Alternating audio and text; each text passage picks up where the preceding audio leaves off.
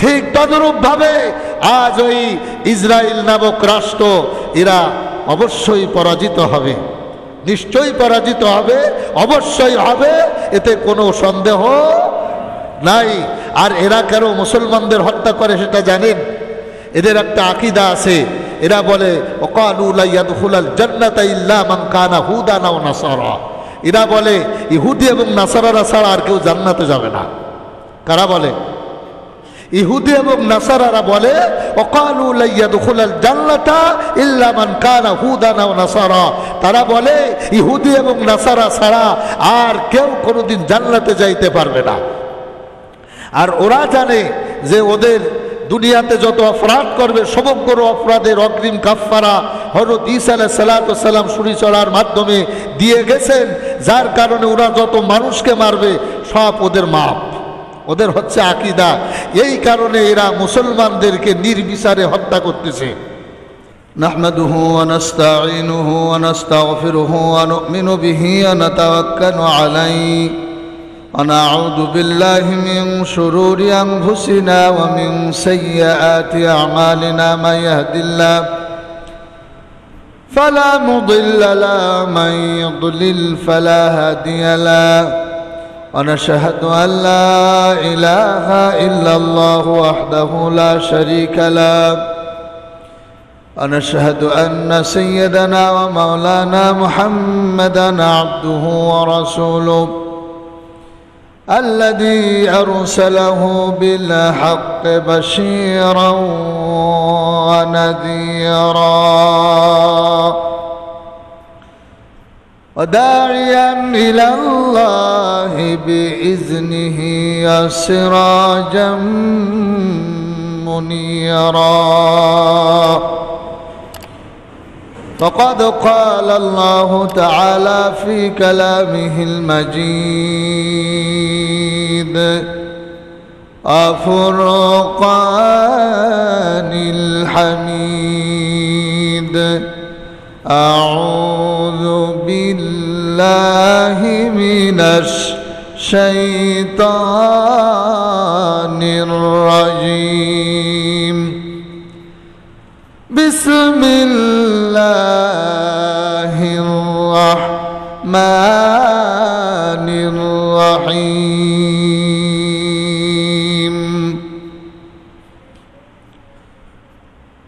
يا أيها الذين آمنوا لا تتخذوا اليهود والنصارى لا تتخذوا اليهود والنصارى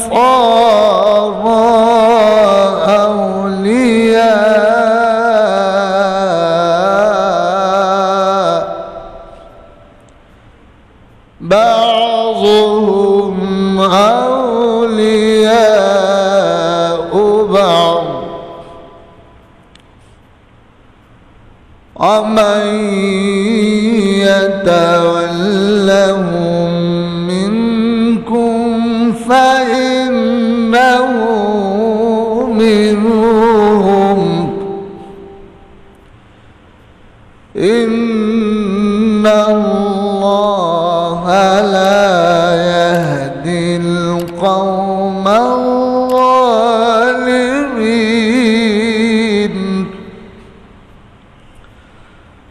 وقال تعالى في شأن حبيبه آمرا ومخبرا إن الله وملائكته يصلون على النبي يا أيها الذين آمنوا صلوا عليه وسلموا تسليما اللهم صل على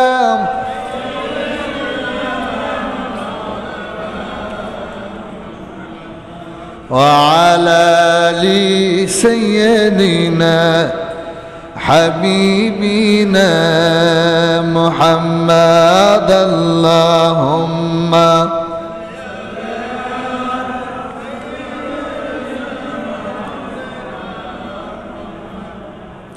وعلى آل سيدنا حبيبنا محمد بلغ العلا بكماله أشبه الدجى بجماله حسنت جميع خصاله صلوا عليه آله سبحانك لا علم لنا إلا ما علمتنا إنك أنت العليم الحكيم يا مسبحا بكل لسان ومذكورا بكل مكان الحمد لله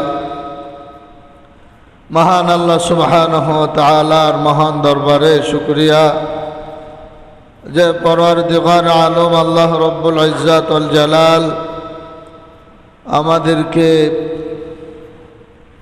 জাতির ক্লান্তি লগ্নে যখন সারা পৃথিবীতে মুসলিম জাতি শোষিত নির্যাতিত নিপীড়িত উপেক্ষিত বিশেষ করে ফিলিস্তিনের গাজা শহরে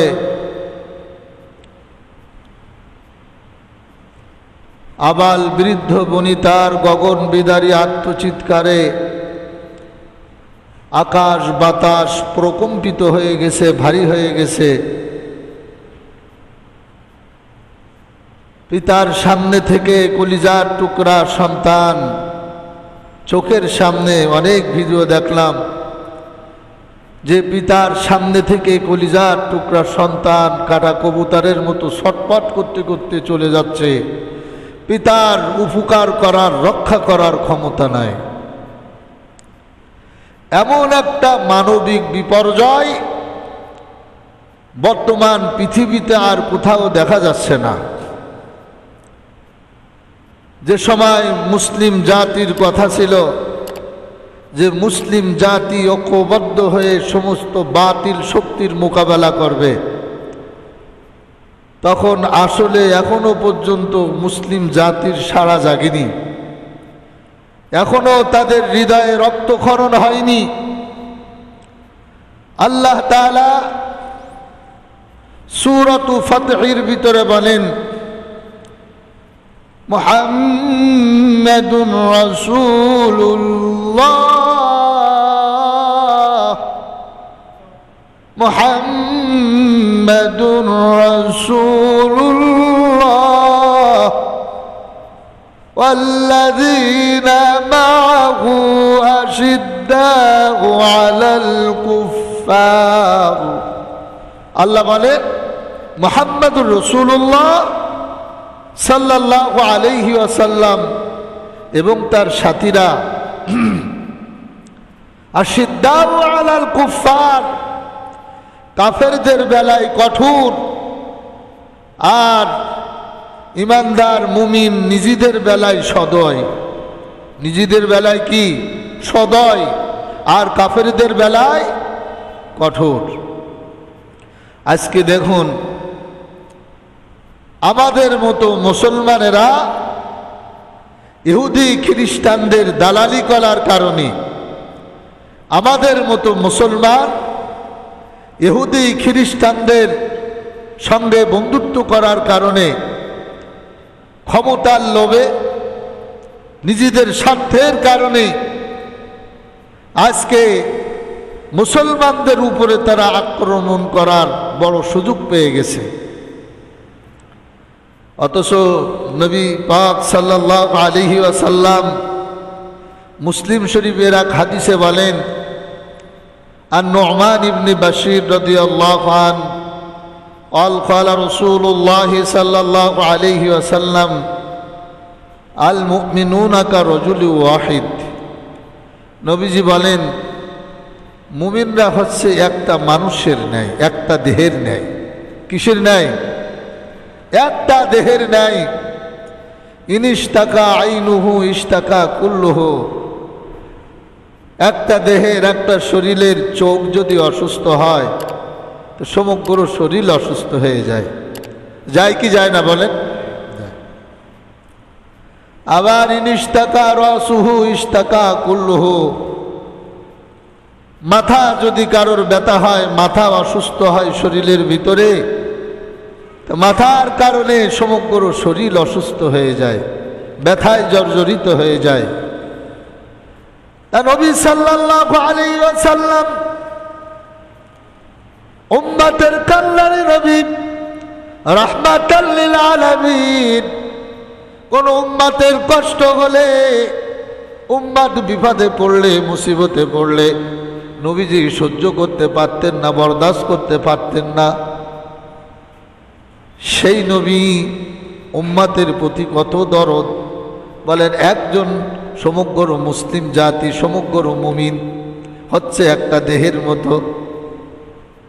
একটা দেহের চোখ অসুস্থ হলে সমগ্র শরীর অসুস্থ হয়ে যায়। আবার মাথা অসুস্থ হলে, শির অসুস্থ হলে সমগ্র তার শরীর অসুস্থ হয়ে যায়। ঠিক তদরূপভাবে পৃথিবীর যে কোনো প্রান্তে হোক না কেন, কোন মুসলমান যদি বিপদে পড়ে, আর একজন মুসলমানের অন্তরে যদি ব্যথা না লাগে, কষ্ট না লাগে, তাহলে বোঝা যায় রাসূলের হাদিস অনুযায়ী সে মুসলমানই না, সে মুসলমানই হতে পারে না। আমরা ঈদের সময় কত আনন্দ করলাম, আজকে জুমার নামাজ পড়বার জন্য এখানে আসছি।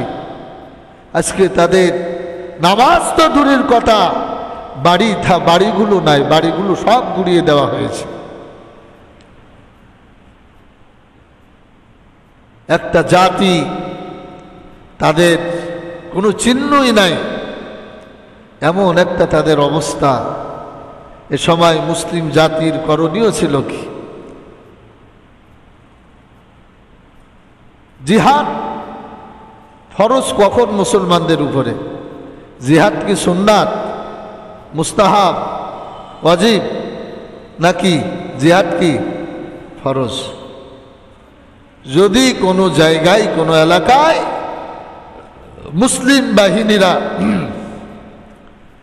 তারা আক্রান্ত হয়ে পড়ে, মুসলিম জাতির জানমাল ইজ্জত হুমকির মুখে পড়ে, তখন সমগ্র মুসলিম জাতির উপরে তখন জিহাদ ফরজ হয়ে যায়।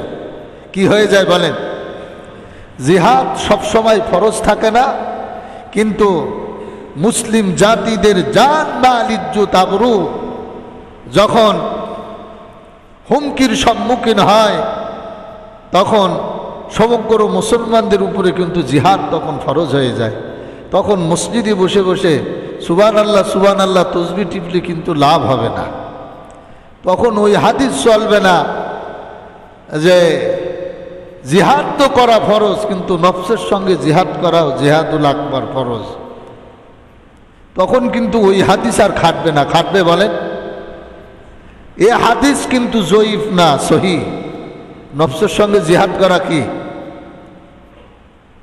এ হাদিস সহি। কিন্তু কথা হচ্ছে যে সারা জীবন আমরা যদি এই সহি হাদিস নফসের উপরে জিহাদ করি, তে মাঠে ময়দানে কাফেরদের সামনে জিহাদ করবে কারা? আমাদের নফস কি এত খারাপ হয়ে গেল? বুড়ো হয়ে গেছে, নফসের সঙ্গে জিহাদ করতেছি। যুবকেরা নফসের সঙ্গে আমরা সব জিহাদ করতেছি। আমরা সারা জীবনেও আমাদের নফস ভালো করতে পারলাম না।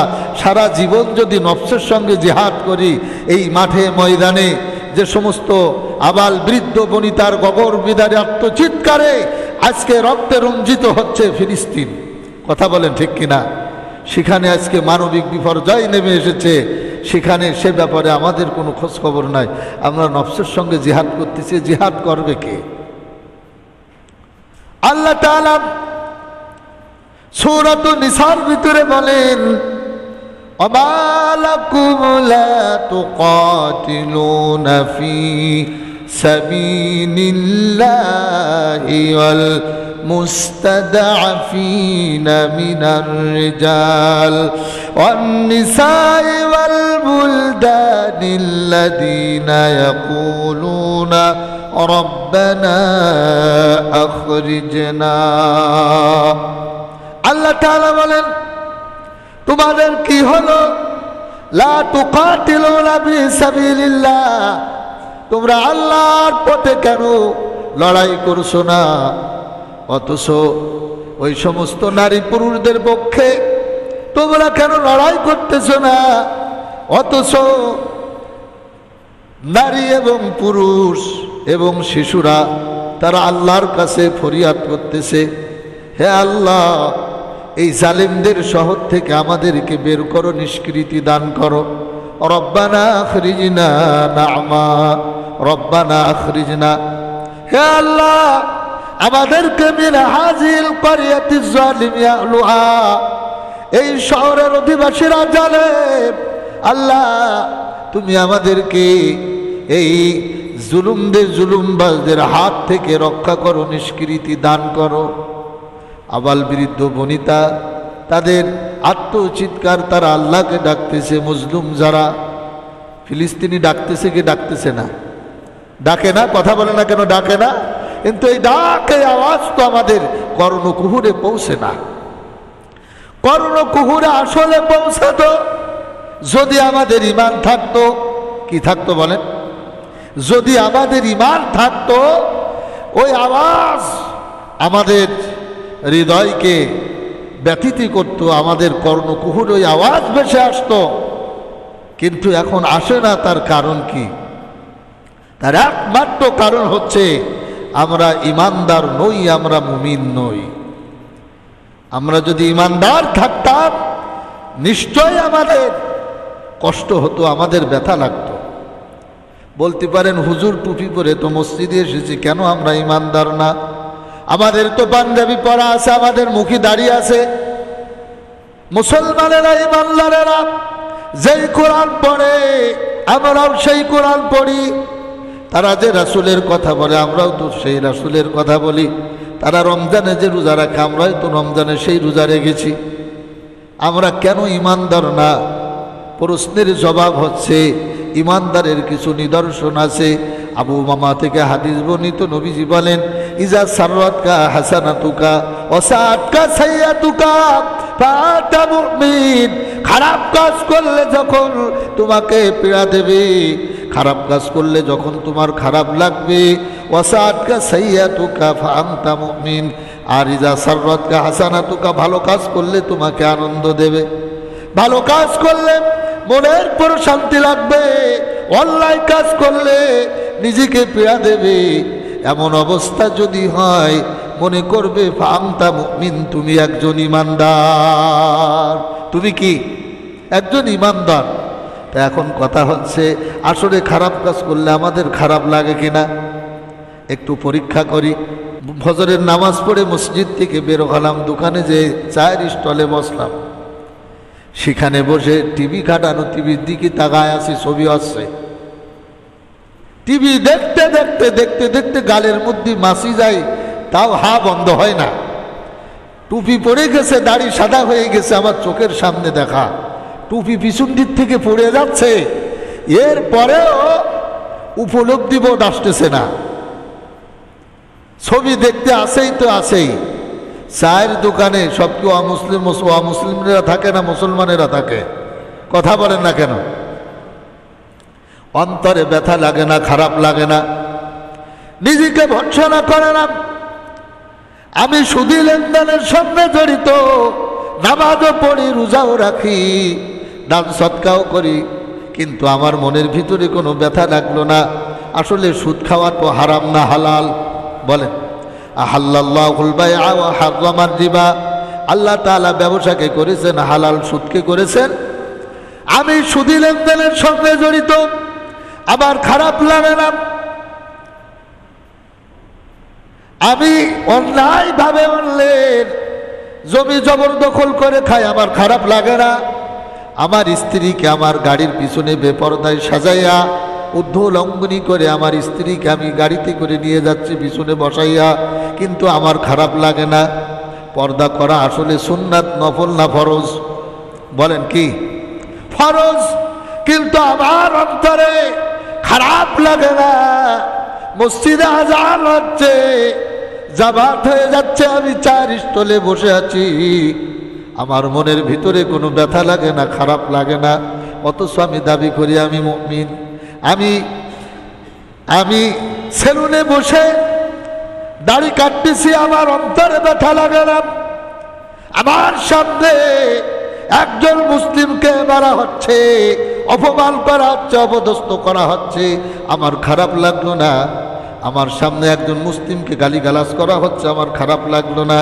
আমার জীবনটা সাথে আমার সামনে একজন খাঁটি আলেমকে, নায়েবে নবী ওয়ারাসাতুল আম্বিয়া, আল্লাহর জমিনে আল্লাহর দ্বীন প্রতিষ্ঠা করার কারণে, কোরআনের তাফসীর করার কারণে ফাঁসির কাস্টে তাকে ঝোলানো হচ্ছে, অন্যায়ভাবে তাকে মেরে দেওয়া হচ্ছে, আমার অন্তরে কোনোদিন ব্যথা লাগলো না।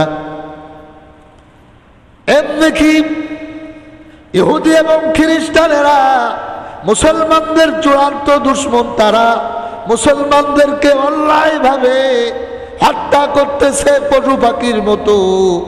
এটা দেখেও আমার অন্তরে সামান্য ব্যথা লাগে না। এখন আমার প্রশ্ন হচ্ছে, যদি আমি মুমিনী হয়ে থাকব, যদি আমি মুসলমানই হয়ে থাকব, তাহলে তো ব্যথা লাগা উচিত ছিল। নিজের স্ত্রী পিছনে নিয়ে চলতে গেলে আমার অন্তরে তো নিশ্চয়ই বাধা দিত, এটা তো তোর ঠিক হচ্ছে না। আজান হচ্ছে, মসজিদে জামাতে শরীক হচ্ছে না, অন্তরে নিশ্চয়ই বলে দিত আজান হয়ে যাচ্ছে, মসজিদে যা, নামাজ পড়ে আয়। কথা বলেন ঠিক কিনা? আমি রাস্তায় চলতেছি, অর্ধলঙ্ঘনী মহিলা, তার দিকে আমার নজর যায়, আমার অন্তরে বলে দিত যে না না না, তার দিকে তাকানোই যাবে না, এটা তোর জন্য জায়েজ নাই। অথচ আমি সবসময় দেখতেছি, অহরহ চলতেছি, কোনো বেগানা নারীর প্রতি দৃষ্টি দেওয়াটা গুনাহ কবিরা। আর যদি কেউ শাহওয়াতের সাথে, উত্তেজনার সাথে কোনো মহিলার দিকে তাকায় খারাপ নজরে, তার জন্য জিনার গুনাহ। কিসের গুনাহ বলেন? জিনার গুনাহ। এই গুনাহগুলো আমরা করতেছি, কিন্তু আমাদের অন্তরে কোনোদিন, বা আমাদের অন্তরে কোনোদিন অনুতপ্ত বোধ আসলো না। তাহলে এতে বোঝা যায় আসলে রাসূলের হাদিস অনুযায়ী আমরা মুমিন। জোরে বলেন মুমিন। কথা বলেন। অন্তরের কাছে একটু জিজ্ঞাসা করেন, আসলে মুমিনের খাতে আমাদের নাম আছে কিনা? মান রাআ মিনকুম মুনকারান ফালিয়ুগাইয়িরহু বিয়াদিহি।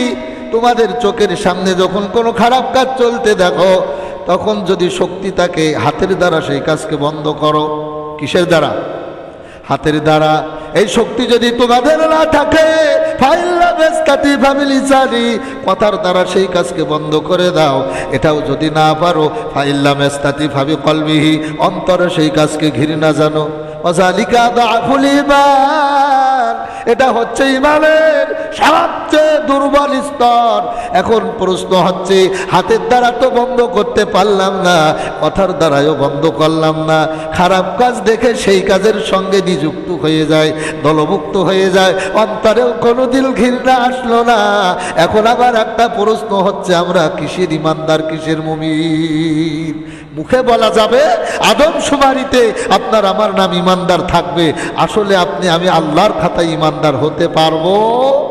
আর এই অবস্থায় মারা গেলে কোথায় যেতে হবে বলেন? এই ঈমান যদি আজকে মুসলমানদের থাকতো, তাহলে আজকে ফিলিস্তিনি মুসলমানদের এই করুণ অবস্থা থাকতো না। কথা বলেন ঠিক কিনা? আল্লাহ বলেছেন, ইয়া আইয়ুহাল্লাযীনা আমানু লা তাত্তাখিযুল ইয়াহুদা ওয়ান নাসারা আউলিয়া। হে ঈমানদারগণ, তোমরা ইহুদিদের সঙ্গে বন্ধুত্ব করো না। কাদের সাথে? ইহুদি এবং নাসারাদের সঙ্গে তোমরা বন্ধুত্ব করো না। আজকে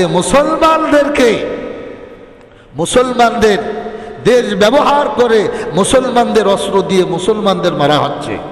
কথা বলেন ঠিক কিনা? কিন্তু এই অবস্থা আমি বারবার বলি বেশি দিন থাকবে না। মনে রাখবেন বিশ্ব নবীজির হাদিস, মুসলিম শরীফের হাদিস, লা তাকুমুস সাআ হাত্তা ইউকাতিলাল মুসলিমুন আল ইয়াহুদ। আল্লাহ রসুল বলেছেন ততক্ষণ পর্যন্ত কিয়ামত হবে না যে পর্যন্ত না ইহুদি এবং মুসলমানদের মধ্যে যুদ্ধ না হবে। কি না হবে? ইহুদি এবং মুসলমানদের সঙ্গে যুদ্ধ না হবে।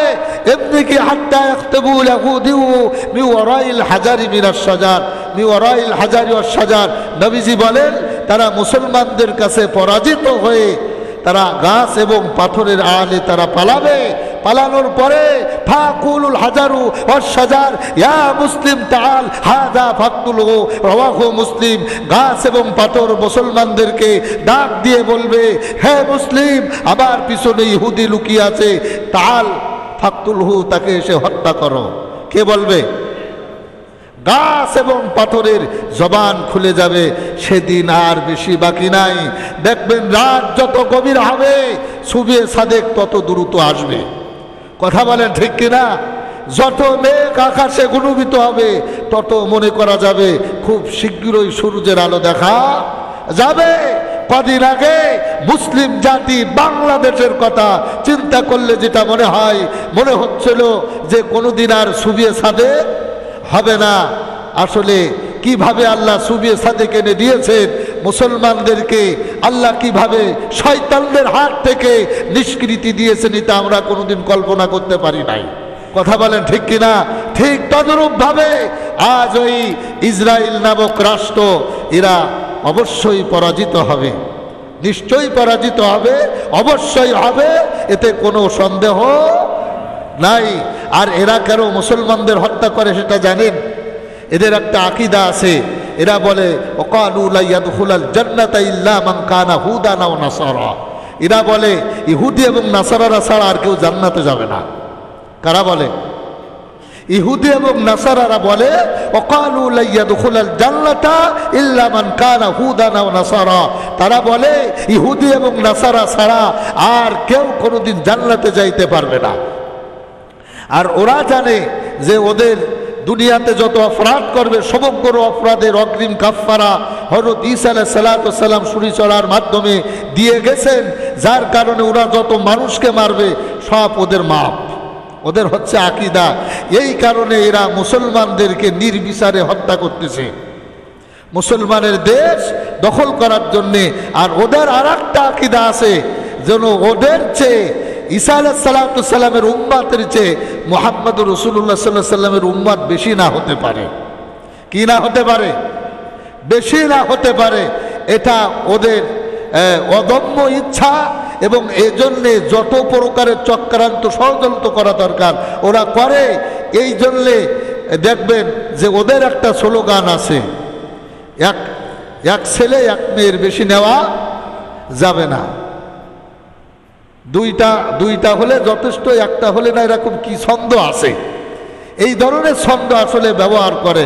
কিন্তু রাসূল সাল্লাল্লাহু আলাইহি সাল্লাম বলেছেন, শুনে রাখো কিয়ামতের ময়দানে, এটাও সহিহ হাদিস, সম্ভবত বুখারীর হাদিস, রাসূল বলেছেন কিয়ামতের ময়দানে আমি রাসূল সমগ্র নবীদের উম্মতের উপরে আমার উম্মতকে নিয়ে আমি গর্ববোধ করব। কেননা কিয়ামতে সমগ্র নবীদের উম্মতের চেয়ে আমি রাসূল আমার উম্মত বেশি হবে। সুবহানাল্লাহ। এই জন্যে এরা, এই ইহুদিরা চক্রান্ত ষড়যন্ত্র করে। এই জন্যে সবচেয়ে আক্রমণ হচ্ছে এর মুসলমানদের বাচ্চা কাচ্চা যারা আছে, ছোট বাচ্চা। এদের ইচ্ছা হচ্ছে যে ফিলিস্তিনি কোনো বাচ্চা সন্তান বাঁচায় রাখা যাবে না। ওরা এই জন্যে বড়দের চেয়ে ছোটদের উপরে বেশি আক্রমণ করে। সম্মানিত হাজিরিন, এই হলো ওদের আকীদা, যার কারণে সারা পৃথিবীতে এরা মুসলমানদের উন্নয়নের নামে ওরা ওদের ধর্ম প্রচার করে। ধর্ম প্রচারের মাধ্যমে নারীদেরকে আগে একত্রিত করে। আগে তাদের কাছ থেকে লোন নীতি হলে নারীদের লাগবে, নারীদের সই ছাড়া, স্বাক্ষর ছাড়া ওরা কিন্তু লোন দেয় না। আর আমরা মুসলমানেরা ওদের ওই চক্রান্ত ষড়যন্ত্রে কিন্তু পড়ে গেছি।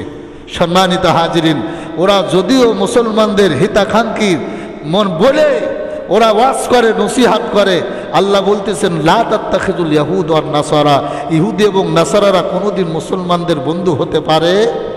জোরে বলেন, পারে? পারে না।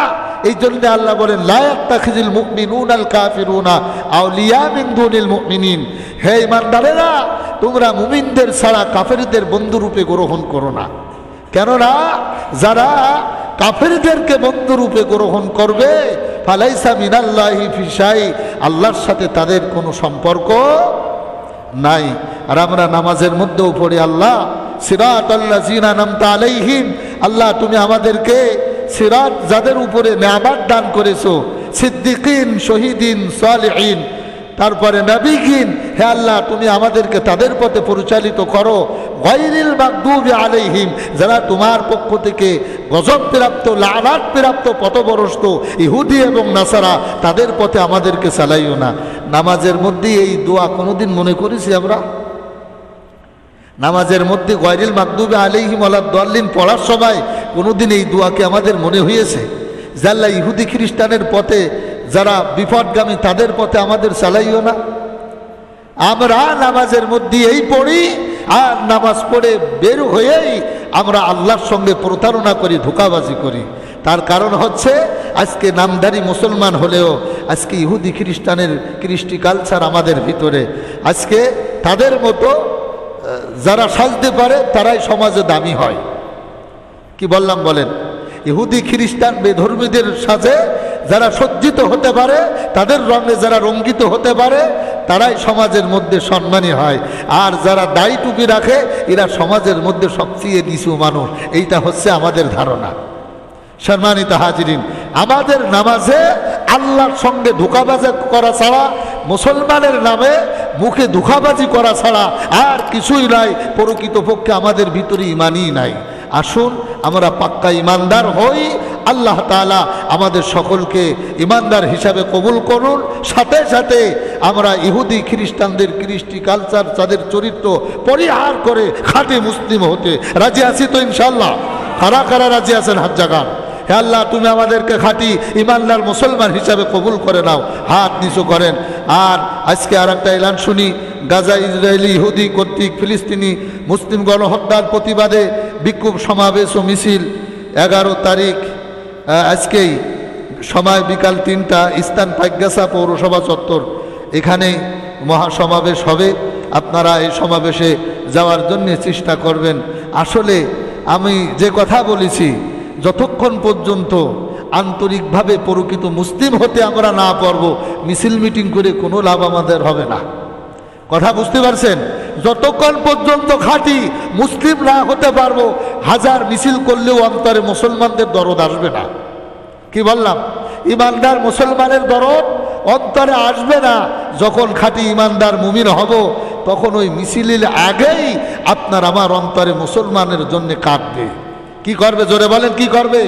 অন্তরে রক্তক্ষরণ হবে। এই অবস্থা যখন শুরু হবে, তখন খাঁটি মুসলমান আপনি আমি হতে পারবো।